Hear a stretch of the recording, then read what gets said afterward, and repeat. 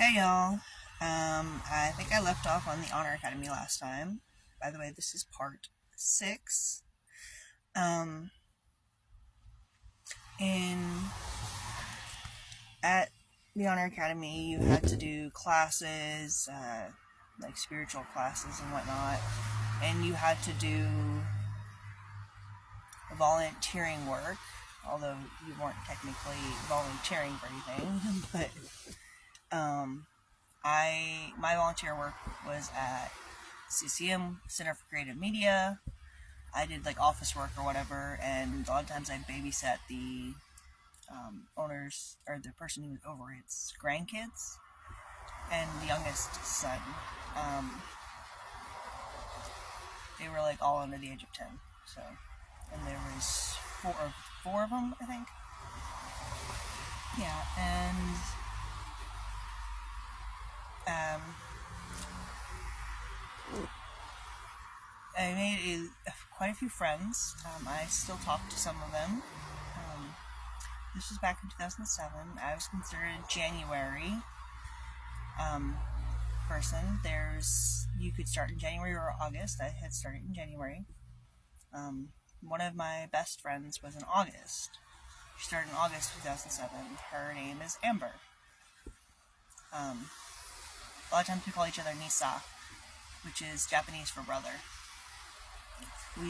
I really got into anime that year with her and my friend Addie. I do not talk to Addie anymore because she doesn't have any kind of social media, and she didn't have a phone back then, so I don't have a way of contacting her. But I do think about her quite often. She was kind of an oddball though, so she was part of the CCM people, but hey. That year, to get in, I kind of lied to get in. I had said that I was straight, that I was no longer into being bi or whatever. None of that was true. I just said it to get in. And it cost a lot of money to get in. Plus, you had to do pay to do missionary work while you were there. You had to go on a mission trip in the summer, which I did go on a mission trip to Dallas, Texas. I don't really remember much about it. I just know that I was one of there was leaders, and then there was group leaders underneath that. And then underneath the group leaders, there was those of us that were overseers of certain other, like, Part B group leaders, maybe? I don't know how to say that. I was in the hierarchy there, as one of the leader type deals, or supervisors or something like that. I don't know what you call it. We took a lot of pictures. We did wind up having one day of fun where we went to Six Flags or something like that. I don't really remember. But I had a lot of fun there. We had some pictures of old Western type clothes that we dressed up in and stuff. It was fun. Now at the Honor Academy, you were in a room, and you had a room leader, and then you had 2 or 3 rooms to a group, and that group was oversaw by somebody who worked or is in their second year at doing the Honor Academy. And the first group I was in, my room leader was Rebecca. She was pretty cool. I did open up and tell them while I was there that, hey, yes, I am bi, or whatever. Although that's not technically true, I just didn't have a name for it. I was technically pan. However, nowadays I consider myself gay because I'm a trans man with a man. And I prefer men anyways.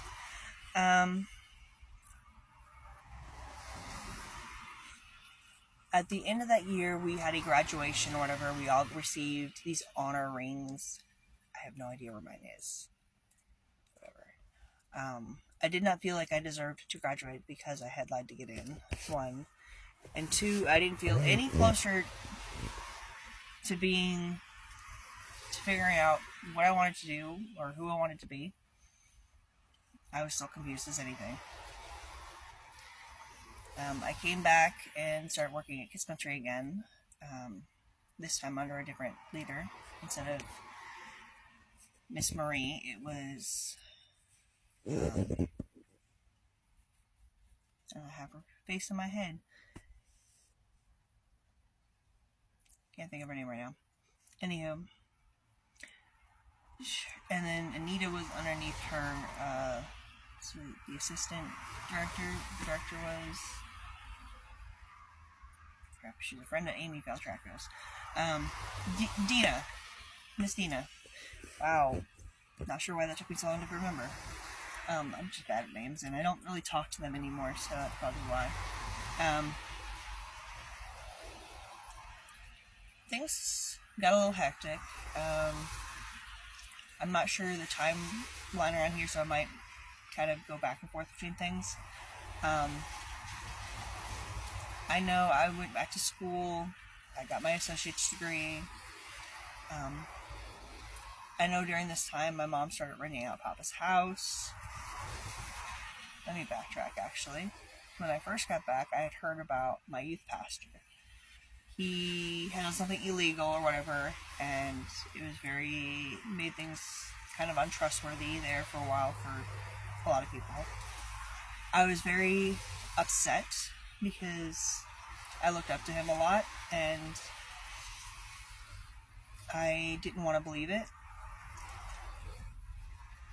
And I was very disappointed and kind of heartbroken about it. But then on my way to work one day, I saw a bunch of news people out there, like, trying to make a story out of it.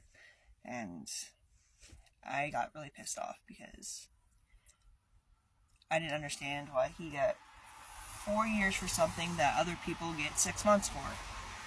And it's mainly because he was a leader in the church, and I didn't understand why they were considered to be up higher than normal people. When it comes to the law, they're a little more stricter, I guess. Which you wouldn't think that, because a lot of church folks do shady stuff.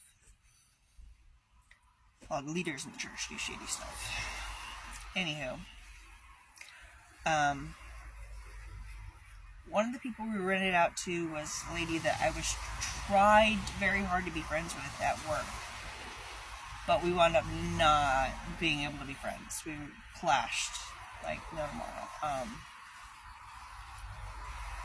And so, there was some kind of stuff went on between her and my mom that just made things go worse for me with her at work. But the next person who rented it out was my friend Sarah. Her last name now is Lucas. She's married to a Canadian. She lives in Canada. So she rented it out to my friend Sarah and my friend Rachel with Witch Latch. They are both amazing people. I will tell more about that in part 7. Again, I'm running out of room. Must be me just kind of joking around. But, anyways, I want you guys to know that even though things get hard and things seem rough, you just gotta hold on. And I know it gets really hard to do sometimes, but distract yourself, find some kind of coping skill, and just get past that bubble, and things may just lighten up for you. You'll have to find out. Alright, peace out, y'all.